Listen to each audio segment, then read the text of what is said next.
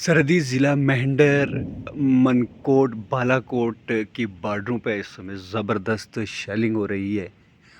आ, रात से ही काफ़ी आवाज़ें आ रही हैं। अभी तक ग्राउंड सूरत हाल क्या है इसके बारे में तो कहना मुश्किल है, लेकिन जिस हिसाब से शेलिंग हुई है काफ़ी नुकसान हो सकता है।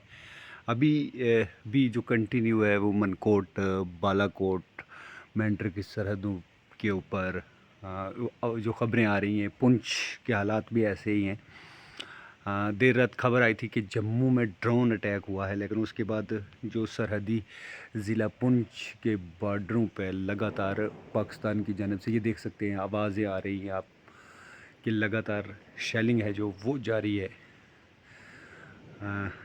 दोनों ममालिक ने जो आवाम को तंग करने का फ़ैसला ले लिया है, ये आवाम के हक़ में नहीं है, लेकिन पाकिस्तान इस बर्बरियत से बाज नहीं आ रहा है। वो लगातार रहायशी इलाकों को टारगेट कर रहा है।